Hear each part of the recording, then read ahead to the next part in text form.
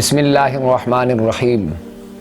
جب کچھ نہیں تھا تب وہ تھا، اس نے کہا کہ میں پہچانا جاؤں، پس اس نے اس کائنات کے حسن کو سمیٹا اور ایک نور کو پیدا کیا۔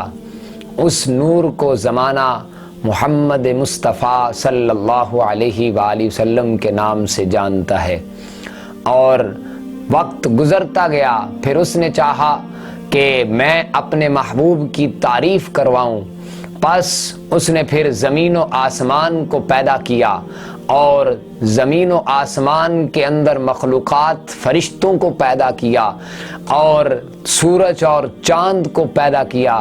زمین کے اندر جو ہے یہ زمانے یہ سارے کے سارے پیدا کیے، سب کچھ مصطفیٰ کریم صلی اللہ علیہ وآلہ وسلم کے لیے بنایا۔ حضرت عمر بن خطاب رضی اللہ تعالی عنہ آپ فرماتے ہیں کہ حضور نبی پاک صلی اللہ علیہ وآلہ وسلم نے ارشاد فرمایا کہ جب آدم علیہ السلام سے جو ہے خطا سرزد ہوئی تو انہوں نے اللہ کی بارگاہ میں التجا کی، مولا میری بخشش اور مغفرت فرما، میری توبہ کو قبول فرما۔ کس کے صدقے؟ محمد مصطفیٰ صلی اللہ علیہ وآلہ وسلم کے صدقے۔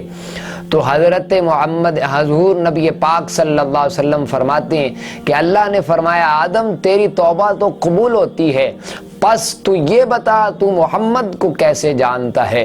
تو آدم علیہ السلام عرض کرتے ہیں مولا جب تو نے مجھے اپنے دست قدرت سے بنایا، میرے اندر روح پھونکی، میں نے آنکھ کھولی، میں اٹھ کر کھڑا ہوا، کیا دیکھتا ہوں کہ عرش کے پائے پر لکھا ہوا ہے لا الہ الا اللہ محمد الرسول اللہ۔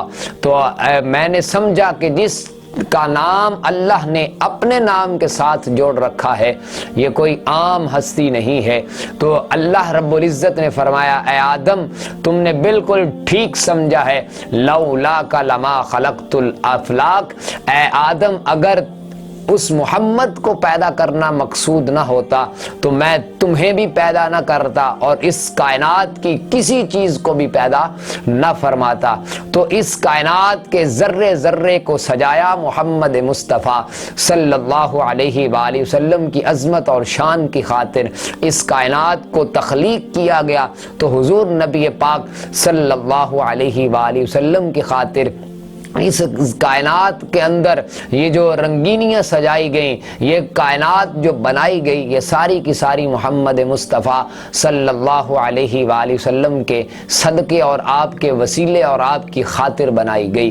تو اس کائنات کا ذرہ ذرہ محمد مصطفیٰ صلی اللہ علیہ وآلہ وسلم کی آمد پر خوشی کا اظہار کرتا ہے۔